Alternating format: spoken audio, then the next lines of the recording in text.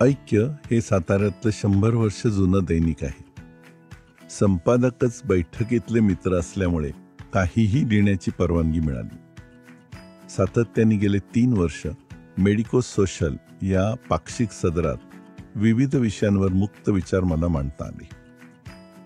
याचं मी स्वतःच वाचून पॉडकास्ट तयार करताना आनंद तर आहेच, पण लेखकाच्याच वाचनामुळे शब्दांचे बारकावे जास्त चांगले पोहोचतात ही त्याच्या मागची भावना आहे. एखादं लहान मूल त्याची खेळणी नेहमी त्याच क्रमवारीत सारखी ठेवत असेल, एखादी व्यक्ती घराबाहेर जाताना कुलूप नीट लावले का नाही हे वारंवार तपासत असेल, फरशीवर फिरताना कोणी काटेकोरपणे पाऊल ठेवताना मधले जोड टाळत असेल, तर मनात विचार यावा, अरे हे ओसीडी तर नाही ना? ऑब्सेसिव्ह कंपल्सिव्ह डिसऑर्डर OCD म्हणजे मेंदूतला एक असा बिघाड की ज्यात मन एका ध्यासावर, एका ऑब्सेशनवर चालत राहतं आणि दैनंदिन जीवन त्याच तालावर ठेवण्यासाठी अनेक छोट्या मोठ्या कंपल्सिव्ह किंवा अनिवार्य कारवाया केल्या जातात. त्या व्यक्तीला तसं न केल्याने त्रास होत राहतो. कारण नसताना हाताला जंतू लागतील म्हणून सारखं हात धुणं, प्रत्येक बाबतीत 100% अचूकता, धार्मिकतेचा किंवा नैतिकतेचा अतिरेक, सतत लैंगिक विचारात राहणं, ही काही OCDची उदाहरणं आहेत. असे लोक आपल्या अवतीभोवती असतातच आणि कदाचित आपणही त्यातले एक असतो, कारण 50 पैकी एकाला तरी कमी जास्त प्रमाणात OCD असू शकतो. काय तर म्हणे ग्लुटामेट नावाचा एक पदार्थ न्यूरोट्रान्समीटर मेंदूमध्ये वाढतो. त्यामुळे ध्यास घेतल्यासारख्या अनिवार्य कृती होत राहतात. कधी व्हिटॅमिन B12ची कमी, कधी इस्ट्रोजेनची कमी, रजोनिवृत्ती या पण बाबी त्याच्या जोडीला असतात. काही प्रमाणात या घटकांवरच औषध योजना अवलंबून असते. OCD हा जीन्स बरोबर किंवा जनुकांबरोबर त्या व्यक्तीत जन्माला येतो आणि 15 ते 20% वेळेला तो पुढच्या पिढीलाही दिला जातो. आपल्याला किंवा आपल्या जवळच्यांना जंतूंचा, आगीचा, चोरीचा धोका आहे, ही भावना सारखी OCD मध्ये मनात असते. त्या साशंकतेवर मात करण्यासाठी परत परत खात्री केली जाते.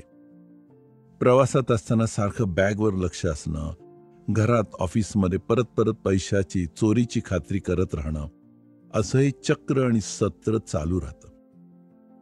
OCD जर सौम्य असेल तर त्याला अशीच सवय इथपर्यंत भागतं. तीव्र आजारामध्ये या स्वभावामुळे त्रास करून घेणं, त्रास देणं आणि डिप्रेशनमध्ये जाणं, उच्च रक्तदाब होणं, मानसोपचार तज्ज्ञाकडे जाऊन पूर्ण उपचार करून घेण्यापर्यंत पाळी येऊ शकते. आमचा एक मित्र होता, नंबर मास्टर, म्हणजे नंबर्सचे खेळ खेळायचा. आम्ही ज्यावेळी कॉलेजमध्ये होतो तेव्हा चालताना पावलं मोजण्याची, म्हणजे स्टेप्स मोजण्याची त्याला खूप सवय होती. हल्ली स्मार्टफोनमध्ये असते, पण तो महाभाग त्यावेळेला स्वतः मोजायचा. किती पायऱ्या, किती ॲडव्हर्टाइजमेंट, गाणं किती लांबीचं, असं सर्व आकडे त्याला कायम भेडसावत असायचे. आम्हाला गंमत वाटायची, त्याला कौतुक मिश्रित चिडवलं पण जायचं. या नंबरचा आनंद घ्यायच्याऐवजी त्याला त्याचा त्रास व्हायचा. विषम नंबर्स खास नावडते. सर्वात आवडता नंबर म्हणजे 42. या 42 मधून जगाची गुरुकिल्ली तो शोधत असो.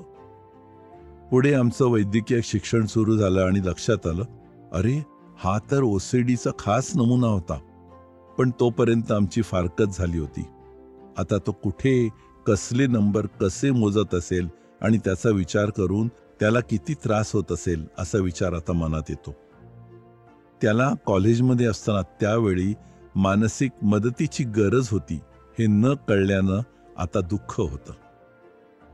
कन्या राशीमधल्या बऱ्याच व्यक्तींचा नैसर्गिक स्वभाव हा OCDकडे झुकणारा असतो. त्याची तीव्रता परिस्थितीप्रमाणे, आजारामुळे, टेन्शनमुळे, अनुभवामुळे वाढते किंवा कमी होते.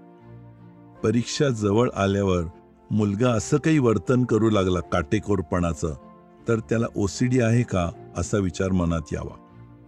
आपण हे करत आहोत याचा आपल्याला आणि इतरांना त्रास होतो हे OCD लोकांना कळत असतं. त्यामुळे त्यांचा तोल साधारणपणे जात नाही. आपण गॅस बंद केला का नाही वगैरे विचारांनी त्यांच्या मनामध्ये कोलाहल होत राहतो.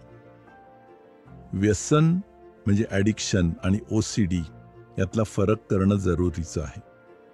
व्यसन हे प्लेजर मिळणाऱ्या आनंदावरती अवलंबून असतं. त्या सुखाची नशा होते आणि आहारी जाणं होतं. OCD मध्ये धोका, शंका, शिस्त यातून अनिवार्यता येते. व्यसनामध्ये तोल जातो, पण OCD मध्ये तो जात नाही. आपल्या अवतीभोवती OCD वाले सहज नजरेला येतील. त्यांना मदत केल्यास खूप सुधारणा होते. खरं तर त्यांना चिडवलं तर अधोगती होते. तसा एखाद्याचा तापट स्वभाव असतो, घुम्या स्वभाव असतो, चिडखोर स्वभाव असतो, तसेच हा OCD आहे असा विचार करायला हरकत नाही. त्याचं ऑब्सेशन किंवा ध्यास कमी करण्यात फार मदत झाली नाही तरी अनिवार्य कृती ज्या कंपल्सिव्ह बिहेवियर आहे हे मात्र नक्की कमी करता येतं. मुख्य म्हणजे बऱ्याच OCDना त्यांच्या वर्तणुकीची लाज वाटत असते, त्यामुळे ते धोकादायक होत नाहीत. गरज असते त्यांना भावनिक टेको देण्याची. OCDच्या व्यक्तींनी आहारामध्ये vitamin C, vitamin D, omega 3चा वापर करावा, म्हणजे लिंबू, संत्री, मोसंबी, साजूक तूप वगैरे. जिलेटिनयुक्त पदार्थ टाळावेत, म्हणजे सॉस, जेली, केक, सोया वगैरे. हे सगळे असे संकेत आहेत. OCD मध्ये जागरूकता अबाधित राहत असल्यामुळे मदत घेणं सोपं जातं आणि मदत देणं सोपं जातं. मित्रपरिवाराने काय वेडेपणा करतो हे वाक्य टाळावं. सुरक्षिततेची हमी द्यावी.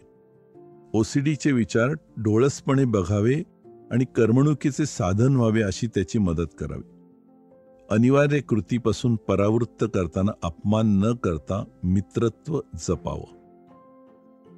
OCD सासूनी सुनेला कुलूप लावले का असं परत विचारल्यास बंद कुलपाचा फोटो दाखवावा आणि परत चेक करण्यास नम्र नकार द्यावा.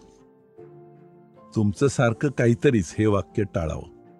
या साध्या गोष्टींच्या पलीकडे आजार गेला तर वैद्यकीय मदत घ्यावी. त्यात तज्ज्ञ काय करतात हे आता आपण तज्ज्ञांवरती सोपवून देऊ. परवा एका ऑफिसमध्ये काही कामासाठी गेलो होतो. त्या साहेबांचा काटेकोरपणा वाखाणण्यासारखा होता. काम चोख होताना दिसत होतं. त्यांनी बसल्या बसल्या 3दा टिश्यू पेपरनी टेबलावरची काच पुसली. 2दा हाताला सॅनिटायझर वापरला. त्यांचे हात एखाद्या सर्जनच्या हातापेक्षा स्वच्छ होते. आम्ही उठल्यावर त्यांनी माझ्या जागी येऊन माझी खुर्ची सुद्धा करेक्ट जशी होती तशी ठेवली. बाहेर पडताना डोअर मॅट म्हणजे पायपुसणी सुद्धा पायाने सरकून सारखी केली आणि मी मनात म्हणालो, ओहो, हे तर OCD. आमच्या एका मित्राची पत्नी, खूप कौतुक व्हायचं तिचं. अतिशय मेटिक्युलस आणि शिस्तप्रिय. पायातला मोजा पण उजवा का डावा हे तिला समजायचं आणि तसंच ती घालायची. प्रवासाला जाताना आणि येताना तिची बॅग सेम दिसायची. वापरलेले कपडे कुठले आणि न वापरलेले कळायचं सुद्धा नाही. मित्राचा मूड गेला जेव्हा हे सगळं त्याच्यावर लादलं जाऊ लागलं.